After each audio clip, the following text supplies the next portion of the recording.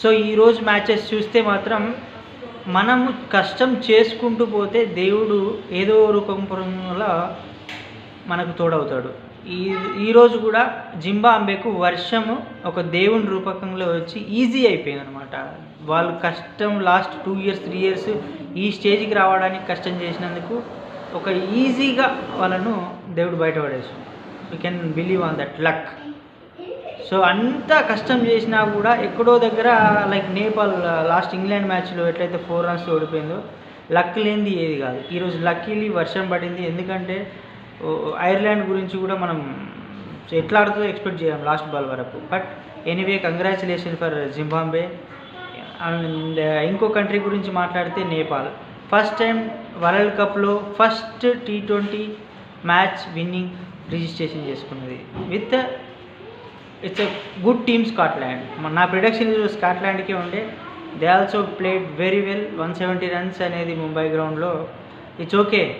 But same Airee చాలా అద్భుతంగా ఆడినాడు. నేపాల్ ఫస్ట్ విక్టరీ అందించినాడు. Highest scorer in T20 Nepal టీంలో. Is done a fantastic job. Congratulation for Nepal team. మనం ఎంత చెప్పుకున్నా తక్కువే. ఎందుకంటే ఇంగ్లాండ్ మ్యాచ్తో ఆ 4 runs ఓడిపోకపోయింటే ఈరోజు వాళ్ళ గ్రాఫ్ అనేది ఇంకో హై లెవెల్లో ఉంది యాక్చువల్గా. ఈరోజు మ్యాచ్ చూస్తున్నంతసేపు లైక్ మ్యాక్సిమం అందులో కూడా ఇండియన్ ప్లేయర్సే ఉన్నారు. సో యాజ్ యూజువల్ బ్లడ్ ఒకప్పుడు ఇండియా ప్రెజర్లో ఆడేది కాకుండా ఇప్పుడు ప్రెజర్లోనే ఆడుతున్నారు ఇండియన్ ప్లేయర్స్. అదొక ప్లస్ పాయింట్. నెగిటివ్ని పాజిటివ్గా చేసుకోవడం అంటే ఇదే. సో ఇంకా ఫస్ట్ మ్యాచ్ గురించి చెప్పుకుంటే యాజ్ వెల్ న్యూజిలాండ్ చిన్న దేశం ఏం కాదు, కెనడాతో ఆడింది. సో కెనడా యాజ్ యూజువల్గా వాళ్ళు 175 వరకు కొట్టినా, బట్ అక్కడ ఉన్న ప్లేయర్స్ ఫిలిప్సే కానీ రాచన్ రవీంద్ర కానీ ఉతికి ఆరేసినారు వాళ్ళు. అంత బౌలింగ్ ఉన్నా నీళ్ళ పెట్టి 6లు కొట్టేసారు. ఈరోజు వింత ఏంటంటే నేపాలే బౌండరీల కంటే 6లు ఎక్కువ కొట్టేసింది.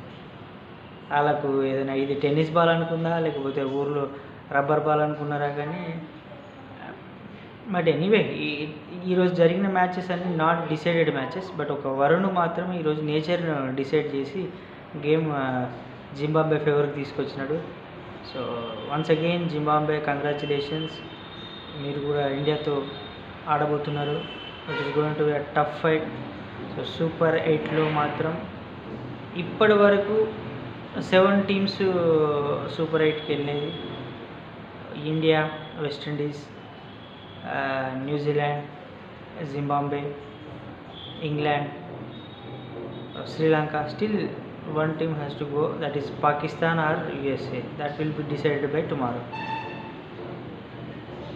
ఎనీవే మ్యాచెస్ మాత్రం చాలా రసవత్తరంగా వస్తున్నాయి. So end of the day నేను కూడా చిన్న విషయం చెప్పదలుచుకున్నాను. మన హార్డ్ వర్క్ గాడ్ యొక్క ఒక 5% దయ తలిస్తే లైఫ్ అనేది డిఫరెంట్. ఈరోజు అర్థమైంది.